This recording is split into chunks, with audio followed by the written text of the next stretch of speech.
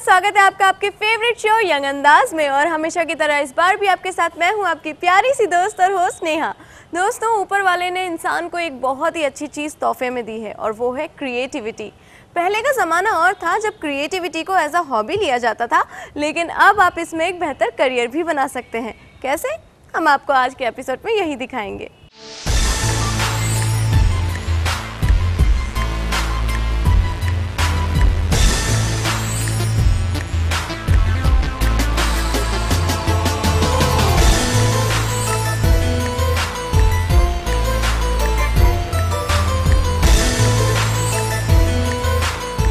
दोस्तों, इंदौर के एक युवा कलाकार वाजिद खान ने कुछ हटके करने की ठानी और कुछ ऐसा कर दिखाया कि 7 समुंदर पार अमेरिका में भी उनका नाम हो गया। तो अब आप सोच रहे होंगे कि उन्होंने ऐसा क्या किया। आइए आपको दिखाते हैं उनकी कला की एक झलक।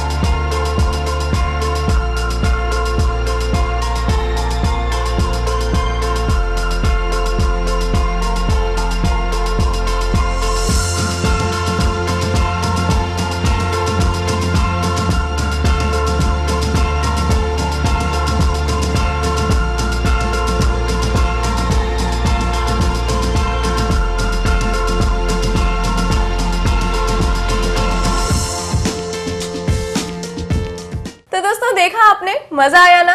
कहा था ना कुछ हटकर है। अब ये जो हटकर कमाल दिखाया है उनसे भी मुलाकात कर लेते हैं। आइए आपको मिलवाते हैं वाजिद खान से। Hello sir, welcome to our show. Hello sir, आपने जो इतनी बेहतरीन क्रिएटिविटी की है, मैं ज़रूर जानना चाहूँगी कि ये आइडिया आपको कहाँ से आया। बेसिकली मैं बचपन से कुछ नया करना चाहता था। नया मतलब आर्ट में कुछ नया डिफरेंस जो लोगों को पसंद आए और वो काम पूरी दुनिया में ना हो। मैंने ये सोच के अपना काम स्टार्ट किया। सबसे पहले एक दुनिया की सबसे पहली 3D पेंटिंग बनाई, उसके बाद कैनवास पेंटिंग बनाई, उसके बाद नेल आर्ट बनाया, उसके बाद ऑटोमोबाइल्स आर्ट बनाया।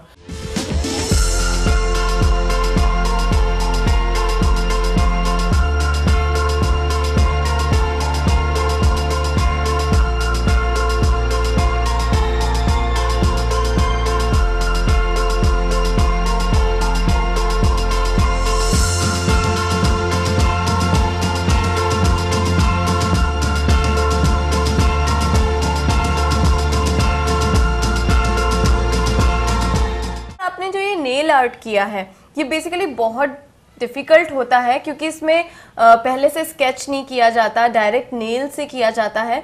तो इसमें आपको डिफ़िकल्टी नहीं होती करने में? नहीं, बहुत होती है। मतलब बहुत ज़्यादा वक्त लगता है। एक आर्ट बनाने में तकरीबन 6 महीने लगते हैं और 6 महीने में भी 10 घंटे हम रोज़ काम करते हैं तकरीबन।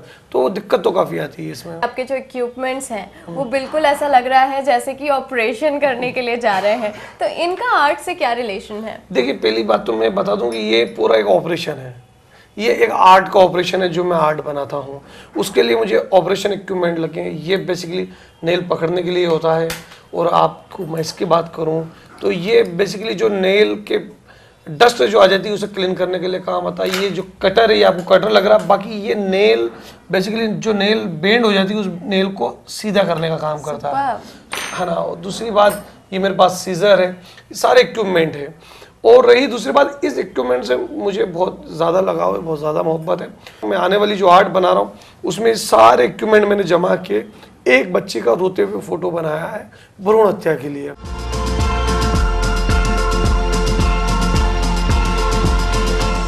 तो आप कैसे बना लेते हैं? लाइक उसमें आप किसी का चेहरा अगर बना रहे हैं तो आईज बनाना, बाल बनाना, नेल से कैसे पॉसिबल हो पाता है? ये सब बेसिकली जजमेंट और प्रैक्टिस का कमाल है। सर, जब आपने सोचा कि मैं ये काम करूंगा, क्रिएटिविटी में अपना नाम कमाऊंगा, तो आपकी फैमिली का क्या रिएक्शन था? मेरी फैमिली, मेरे रिलेटिव, मेरे कज़िन, मेरे गांव वाले हमेशा मजाक बनाते रहे हैं, आज भी मजाक बनाते हैं। उनकी मजाक का हिस्सा हूँ मैं आज। बाकी मुझे ज़िंदगी में कुछ करना था, मैं करता रहा, वो हंसते रहे, मैं करता रहा, वो हंसते रहे। तो ये मेरी ज़िंदगी का एक सफ़र रहा है।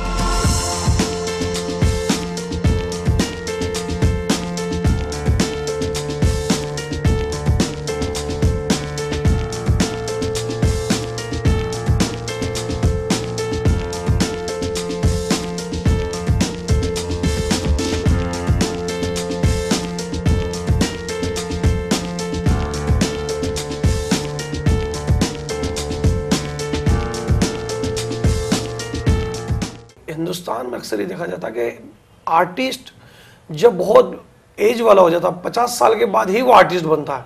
इससे पहले वो हमेशा धक्के खाने वाला एक इंसान रहता है। ये ऊपर वाले की मेहरबानी रही कि मैं इस कम उम्र में इतने अच्छे मुकाम पे हूँ। बहुत ही बढ़िया।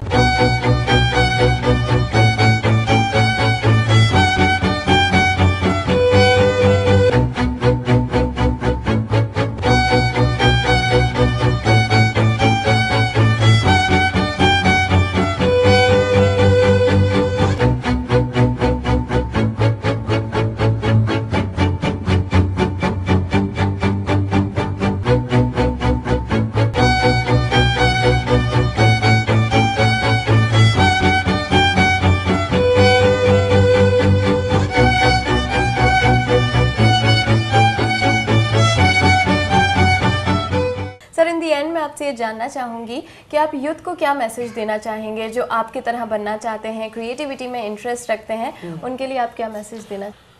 मैं यूथ को ये मैसेज देना चाहूँगा कि वो ज़िंदगी में जो भी काम करना चाहते हैं वो अच्छी तरह से करें, पूरी ईमानदारी से काम करें। बहुत अच्छा स्कोप है, कभी हिम्मत ना हारें, सिर्फ कंटिन्यू करते रहें, कामयाबी एक रोज मिल ही जाती है। तो दोस्तों देखा आपने, ना तो कला की कोई उम्र होती है और ना ही कलाकार की। भाई हमें तो वाजिद खान से बात कर बड़ा मजा आया। आई होप आपने भी इंजॉय किया होगा।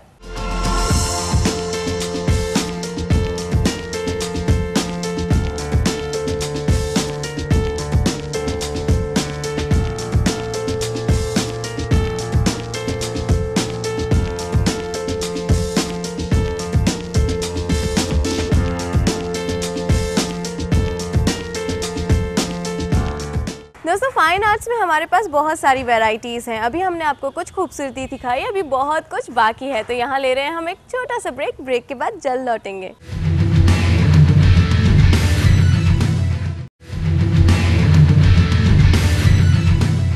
दोस्तों अब हम आपको एक ऐसा आर्ट दिखाने वाले हैं जिसे देखने के बाद आप चौंक जाएंगे, क्योंकि जिस चीज़ से आप अपना घर साफ करते हैं, क्या आप सोच सकते हैं उससे कोई अपना घर सजा भी सकता है।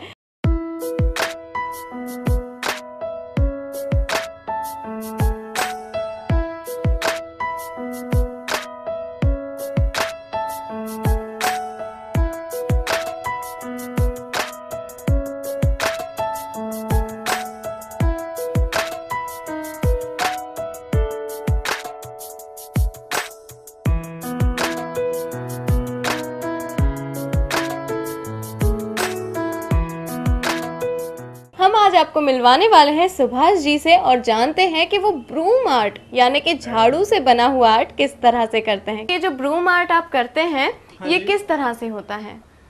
ये बेसिकली झाड़ू के बारीक बारीक तिनके से बनती है कला। आप अगर झाड़ू को बारीक तरीके से अगर ऑब्जर्वेशन करोगे तो तिनके के अंदर आपको विविध कलर दिखते हैं, जैसे ब्लैक, ब्राउन, गोल्डन येलो वगैरह ये कलर्स दिखते हैं, जस्ट लाइक हेयर। तो उनका इस्तेमाल इसके लिए किया जाता है, चेहरा बनाने के लिए या अलग अलग अपने थीम पर आप कला निर्माण कर सकते हैं। बहुत और ये टोटली इको फ्रेंडली है।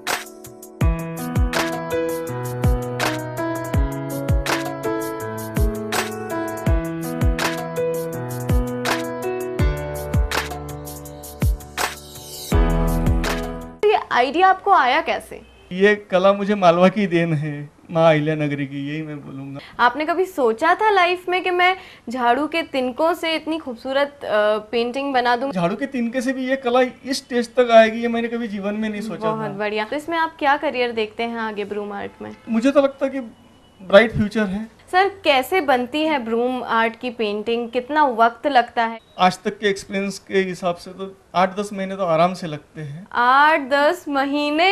हाँ, yes. Oh my God. Daily 4-5 घंटे का रिदम तो बनता ही है।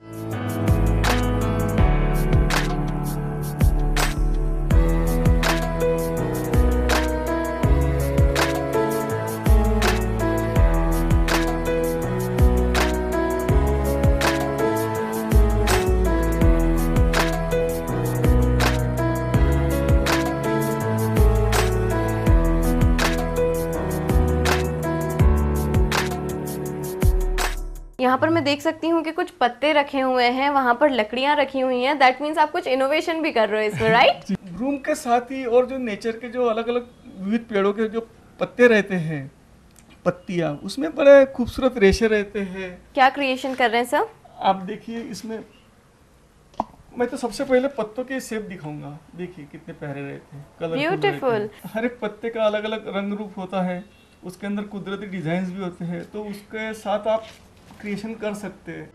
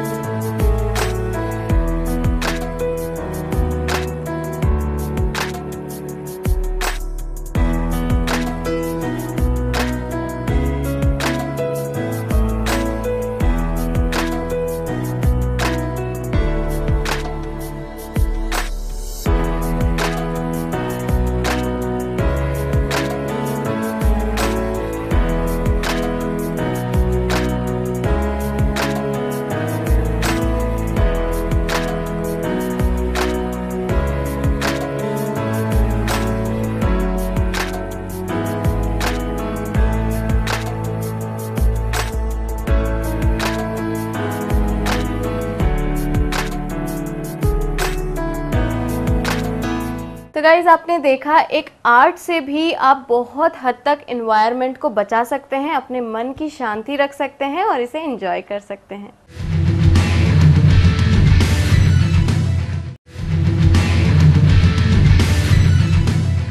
वेलकम बैक दोस्तों।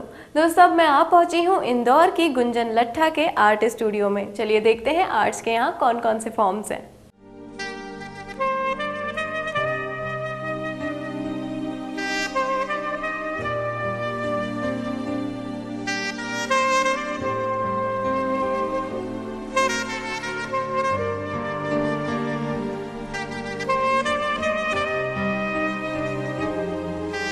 दोस्तों, हमारे साथ यहाँ पर है गुंजन लट्ठा, तो आइए करते हैं उनसे उनके आर्ट फॉर्म के बारे में बातचीत। हाय गुंजन। हेलो।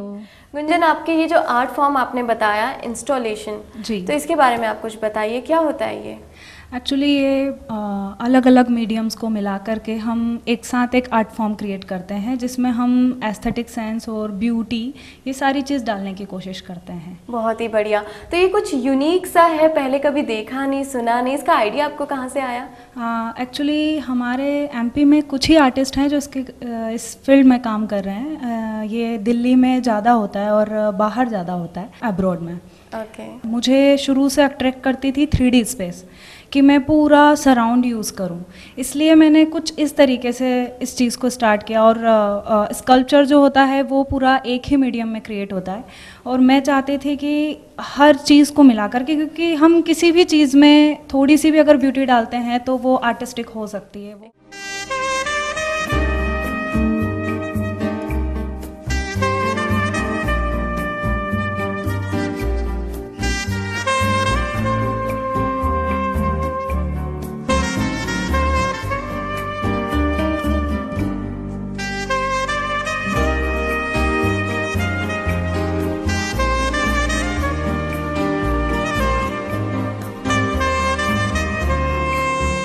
तो आपने यही आर्ट फॉर्म क्यों चूज़ किया? और भी बहुत सारे आर्ट फॉर्म्स हैं। मुझे हमेशा से 3D जो स्पेस है वो अट्रैक्ट करता था। एक्चुअली मैं प्रॉपर इंदौर से नहीं हूँ, मैं एक छोटी जगह बोल सकते हैं उसे, सुसनेर। जी, तो वहाँ थोड़ा सा गांव का माहौल है, तो वहाँ पर मुझे हर चीज़ में इंस्टॉलेशन दिखता था। लाइक मटके पे मटका रखा हुआ है, देन वो एक इंस्टॉलेशन है, चूल्हा रखा हुआ है, उसके साथ एक कढ़ाई है और लकड़ियाँ रखी हुई है, वो भी एक इंस्टॉलेशन। मुझे हर चीज़ में एक अलग सी चीज़ फील होती थी। वही चीज़ को मैंने अपने आर्ट फॉर्म में डालने की कोशिश की कि जब मैं इस चीज़ को समझने लगी हूँ, आर्ट को समझने लगी हूँ, उसके एस्थेटिक सेंस को समझने लगी हूँ, तो मैं उसे किसी भी चीज़ के थ्रू लोगों के सामने प्रेजेंट कर सकती हूँ। बहुत ही बढ़िया।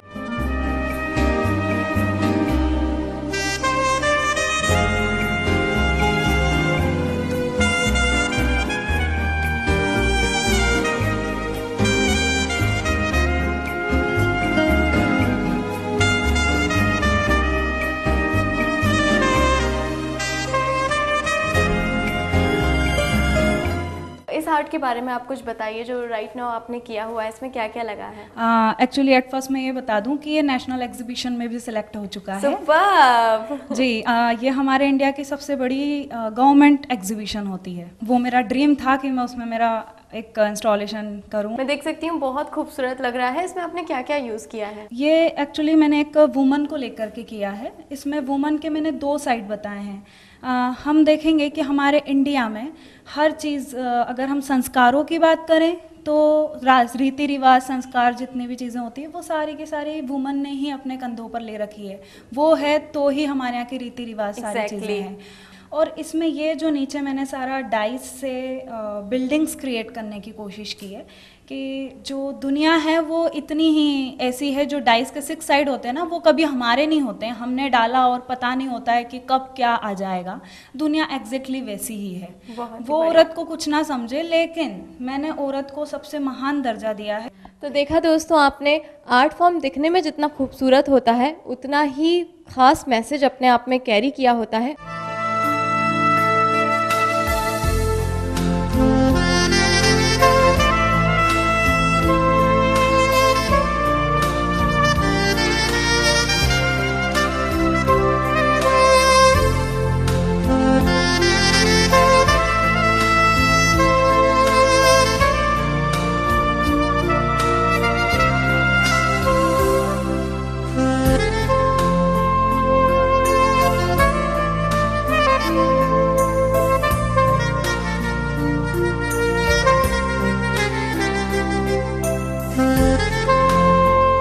दोस्तों मेरे साथ यहाँ पर और एक आर्ट के दीवाने हैं जिनका नाम है नितिन योगी, और उनका कहना है कि लाइंस उन्हें बहुत अट्रैक्ट करती हैं।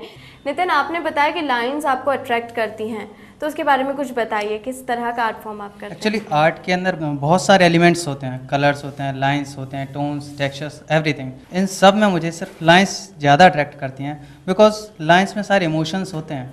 यदि कोई लाइन स्ट्रेट होती है, बिल्कुल से स्ट्रेट, तो बहुत रिजिड होती है। यदि उसमें थोड़ा सा कर्व होता है तो बड़ी सॉफ्ट लगती है। ऐसे ही उसमें टोनल वैल्यूज़ भी होती हैं। ये देखिए, कहीं पर लाइन मर्ज हो रही है और यहाँ पर कहीं पर लाइन बोल्ड है, यहाँ पर उसके शेड्स ज़्यादा हैं।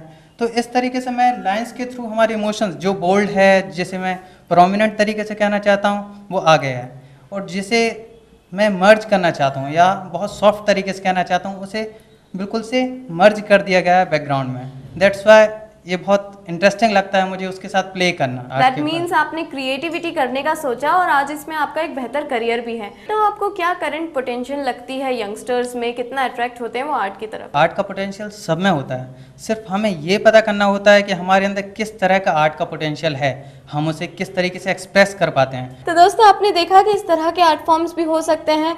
एक अच्छे आर्ट फॉर्म के लिए एक अच्छा विजन बहुत ज़्यादा ज़रूरी होता है।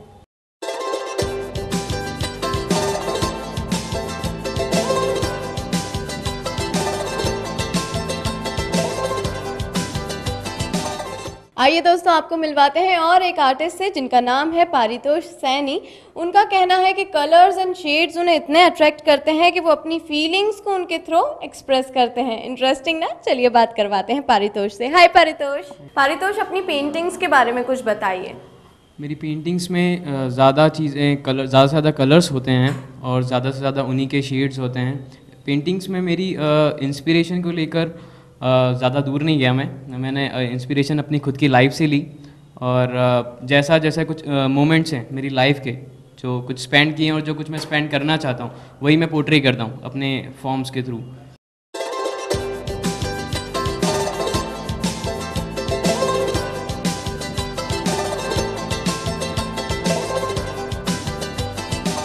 आप आगे इसमें क्या फ्यूचर देखते हैं? एज अ फ्यूचर मतलब सिर्फ पेंटिंग से आप अपना घर नहीं चला सकते। पारितोष, आपने ये जो इतनी खूबसूरत सी पेंटिंग बनाई हुई है इसमें मुझे छोटी छोटी बहुत सारी चीज़ें दिख रही हैं, इनका क्या कारण है, थोड़ा बताइए। पेंटिंग को लेकर मैंने जैसा कि कहा कि मुझे ज़्यादा एक्सपेरिमेंट्स पसंद हैं, तो ये एक तरह का एक्सपेरिमेंट ही है जो पैचेस और शेड्स के साथ मैंने किया है। और इसके साथ ये जो कुछ थोड़ा सा डिजिटल आपको दिख रहा है, क्योंकि मैं एक डिजिटल फील्ड से भी हूँ, मैंने डिजिटल मीडिया में भी मैंने वर्क किया है, तो उसमें मैंने कहीं कहीं ये वेव्स देखी हैं, कहीं कहीं यहाँ पर रहती है, तो मैंने उसको एक एज अ पेंटिंग में एज अ एक्सपेरिमेंट मैंने यूज़ किया है। तो दोस्तों आपने देखा कितनी खूबसूरत होती हैं पेंटिंग्स। हम कभी सोचते भी नहीं हैं कि इन पेंटिंग्स के पीछे इतनी सारी फीलिंग्स, इतने सारे मूवमेंट्स, इतनी सारी मेमोरीज भी जुड़ी हो सकती हैं।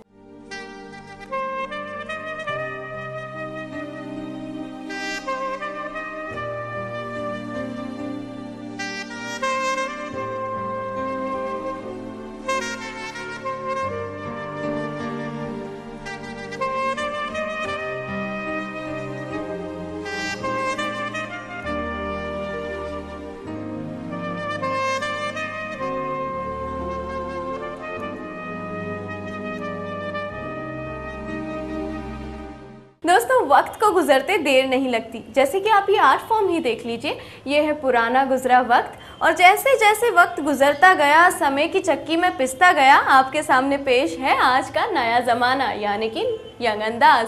तो दोस्तों इसी प्यारी सी स्माइल के साथ अब मैं आपसे विदा लेती हूँ। नेक्स्ट वीक मैं और मेरी यंग अंदाज की टीम आपको फिर मिलेंगे नई बहार के साथ। तब तक के लिए bye bye friends, take care.